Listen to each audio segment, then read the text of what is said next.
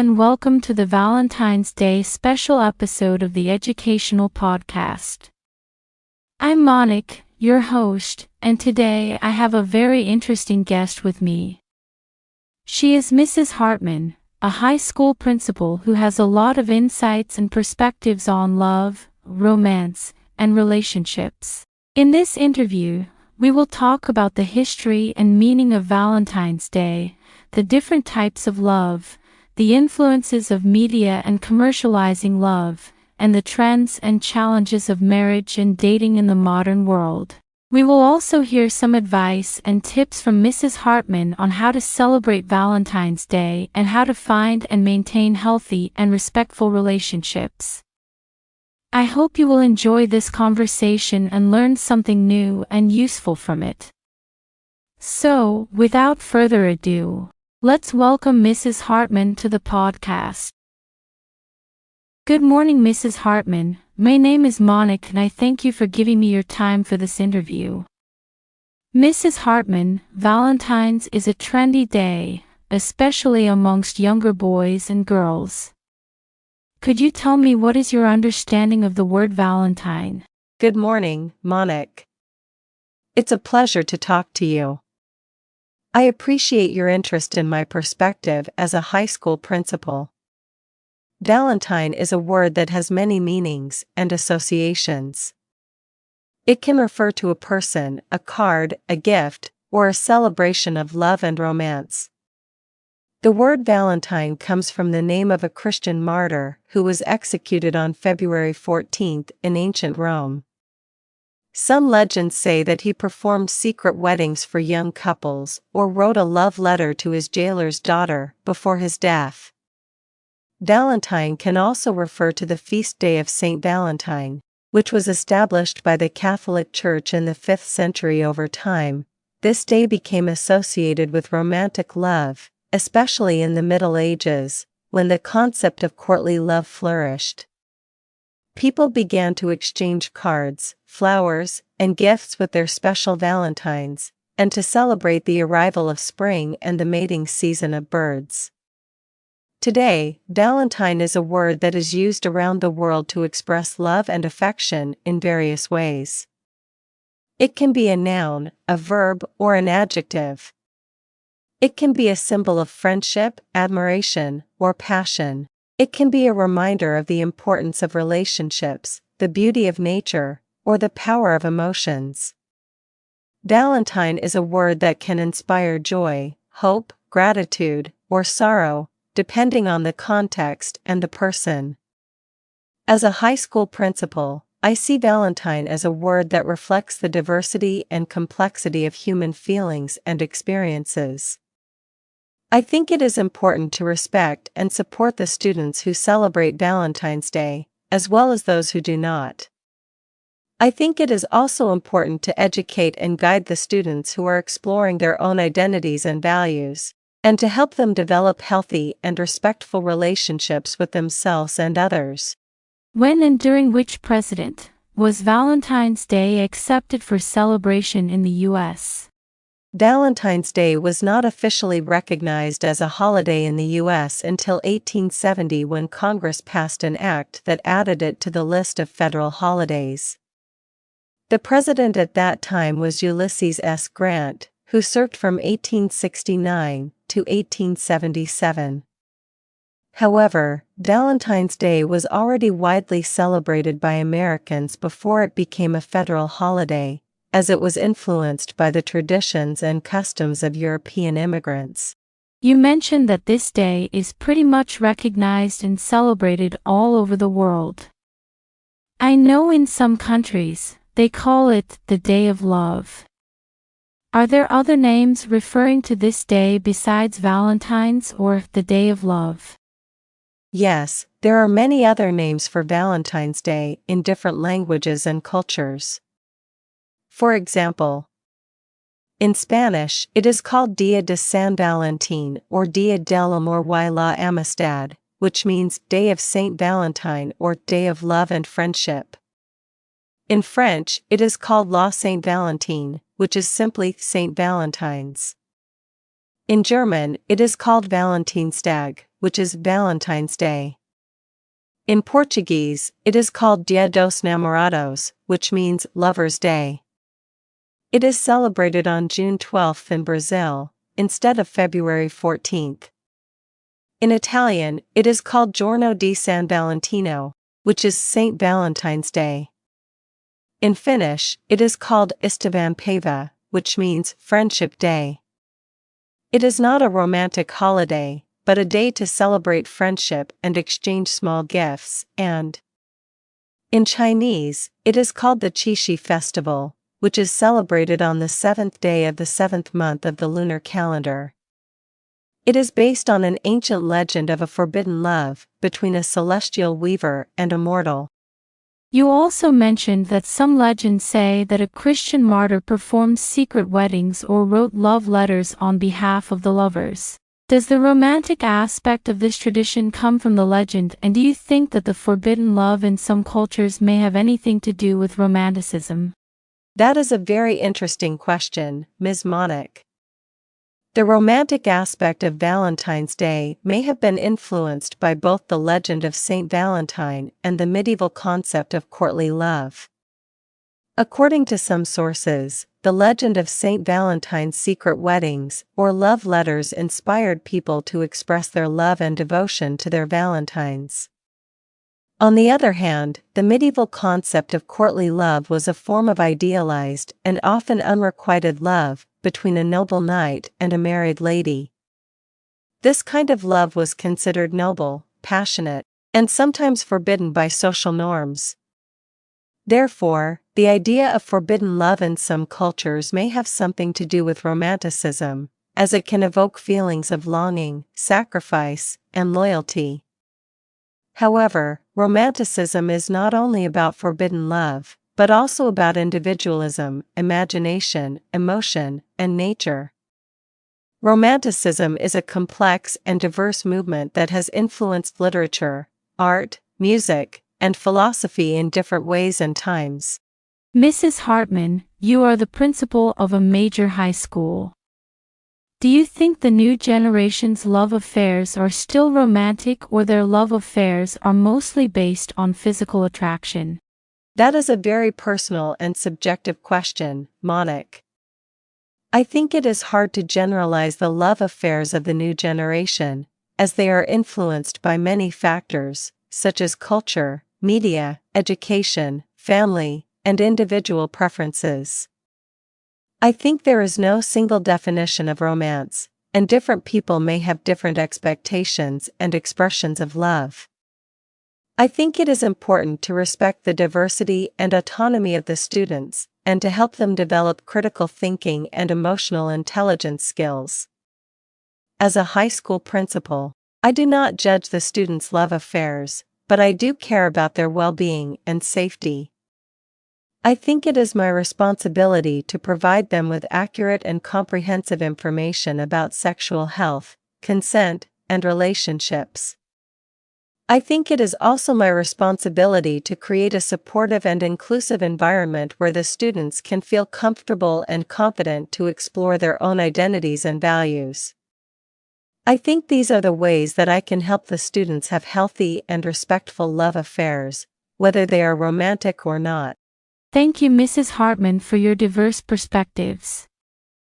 However, when we look back at the great love stories, we always see an element of romance, sacrifice for each other, extreme faithfulness, etc. Do you think that we are gradually losing those aspects of romanticism in the general public love affairs? You are welcome, Ms. Monic. I appreciate your thoughtful questions and your interest in my views. I think that the great love stories that we often admire and idealize are not necessarily representative of the reality of love affairs in any era or culture. They are often fictional, exaggerated, or selective in their portrayal of love and romance. They may also reflect the values and norms of their authors and audiences, rather than the actual experiences and feelings of the lovers themselves. I do not think that we are gradually losing the aspects of romanticism that you mentioned, such as romance, sacrifice, and faithfulness, in the general public love affairs. I think that these aspects are still present and valued by many people, but they may also be challenged, questioned, or redefined by others. I think that love and romance are not static or universal concepts, but dynamic and diverse ones. They evolve and change over time and across cultures, as people encounter new ideas, opportunities, and challenges in their relationships. I think that Romanticism, as a historical and cultural movement, has had a profound and lasting impact on how we understand and practice love and romance. However, I also think that Romanticism, as an ideology, has some limitations and problems that we need to be aware of and address. For example, Romanticism may create unrealistic or harmful expectations of love and marriage, such as eternal passion, perfect compatibility, or unconditional happiness. Romanticism may also neglect or ignore the practical and emotional difficulties and conflicts that inevitably arise in any long-term relationship, such as communication, compromise, or compatibility. Romanticism may also overlook or dismiss the diversity and complexity of human feelings and experiences, such as friendship, attraction, or identity. Therefore, I think that we need to be critical and creative in our approach to love and romance. We need to recognize and respect the historical and cultural influences that shape our views and values, but we also need to question and challenge them when they are not helpful or relevant to our situations and goals. We need to learn from the great love stories that inspire and entertain us, but we also need to create our own love stories that reflect and fulfill us.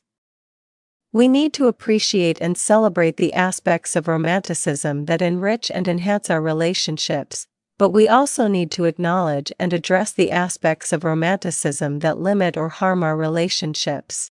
When we are talking about love, it is a general concept. For example, the love between parents and children or between two individuals or friends. Is Valentine's Day encompassing all these varieties of loves? That is a good question, Monic. Valentine's Day is traditionally associated with romantic love, but it can also be a time to celebrate other kinds of love, such as friendship, family, and self-love. There are different types of love based on one popular psychological theory, such as affectionate love, self-love, unconditional love, and romantic love. Each type of love has its characteristics, benefits, and challenges. Some people may choose to celebrate Valentine's Day with their friends, family, or themselves, as well as their romantic partners. They may express their love in different ways, such as giving cards, gifts, hugs, compliments, or spending quality time together. Some people may also celebrate different types of love on different days, such as Friendship Day, Mother's Day, or Self-Care Day.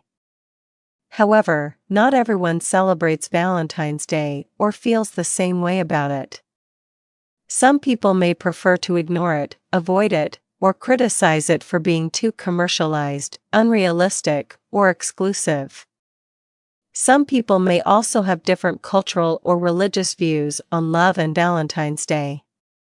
Therefore, I think Valentine's Day can encompass all the variety of loves, depending on how people choose to interpret and celebrate it. I think it is important to respect and appreciate the diversity and complexity of human feelings and experiences, and to recognize that love is not limited to one day or one type. I think love is a word that can inspire joy, hope, gratitude, or sorrow, depending on the context and the person. What does the phrase, "Be my Valentine," mean? And when and to whom should be properly addressed? The phrase, "Be my Valentine," means to ask someone to be your special person for Valentine's Day, which is a day to celebrate love and romance. It is usually addressed to someone you have a romantic interest in or a relationship with.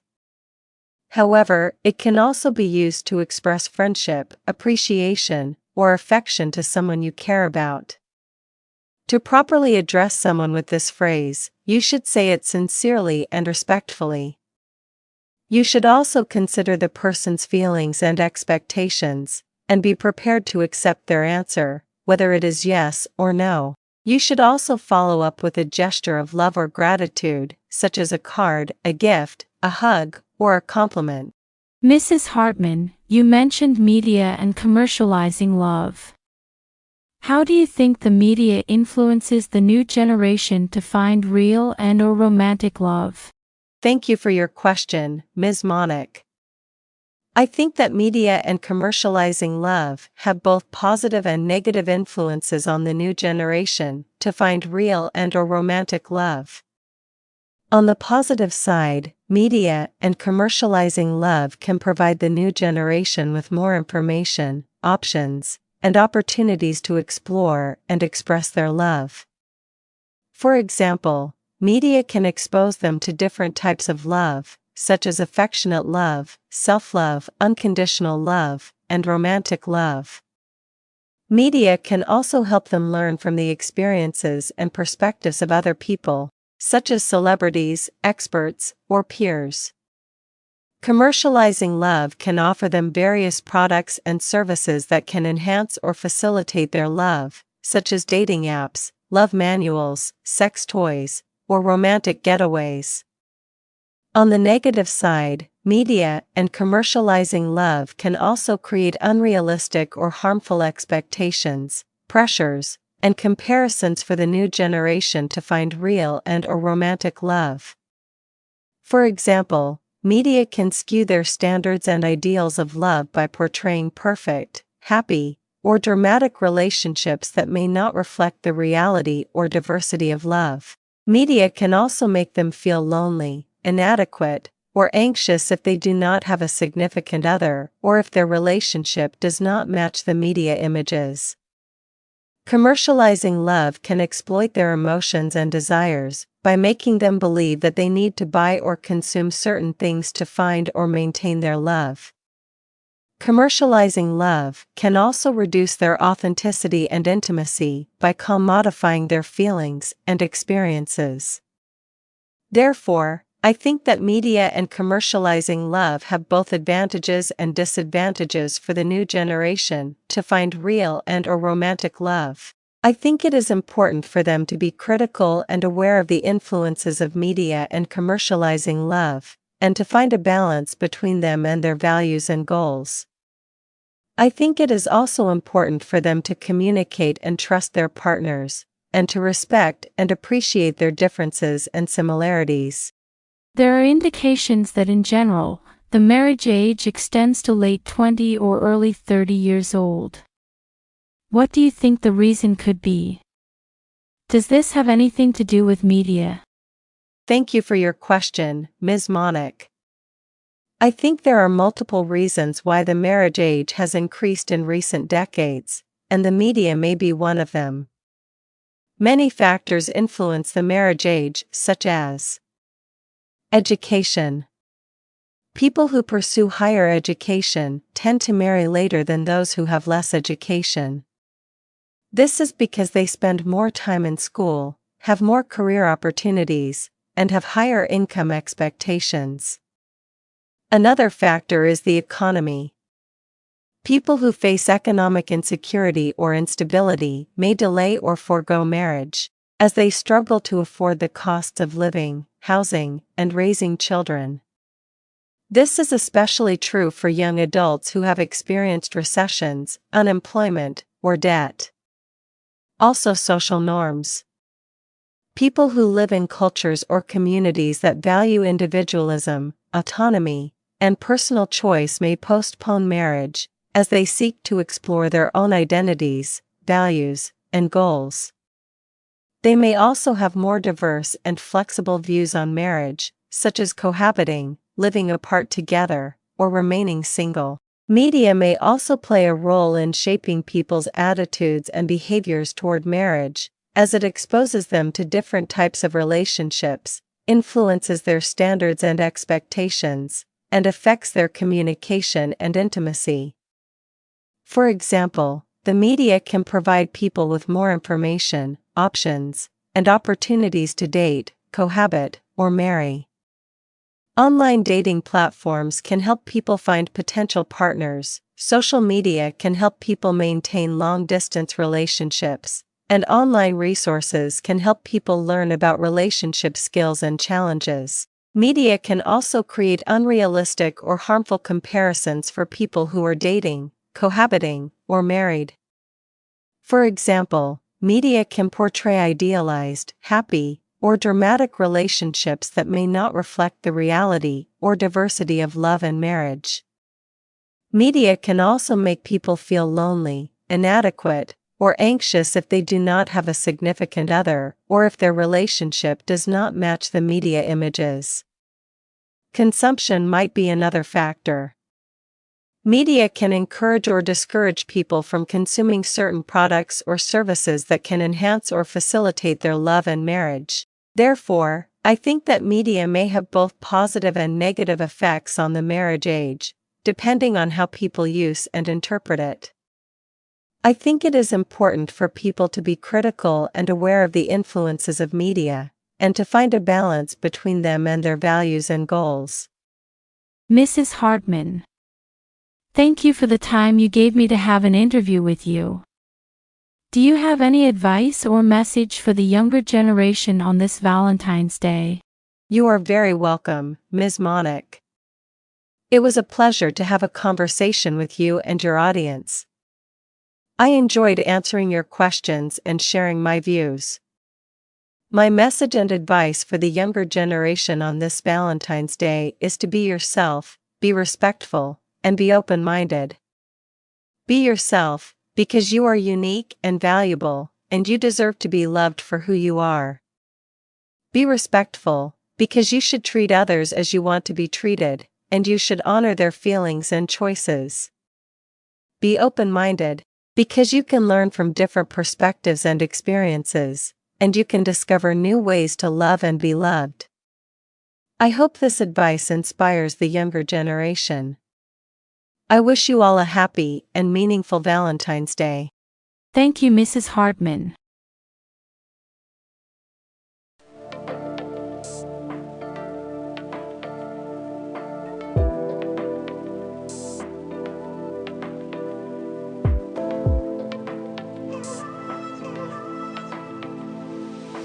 Roses in bloom, hearts in a swoon. Valentine's Day, love starts to play. Affection and beauty in full display. Friendship and compassion in every way. Meanness and spite stay out of sight. Together forever like birds in flight. Romance and dance under the moonlight. The gift of love, make everything right. Be mine, the words so divine. Life is a journey with you by my side. In your eyes, I see stars align. Our love is a masterpiece, one of a kind. A symphony of emotions in every touch. Like a canvas, our love paints so much. My heart beats for you as if in a rush. You're the melody in every hush.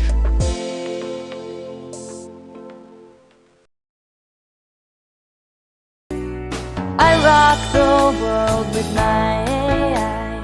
I'm the best there is, no one's better than me. I'm the king of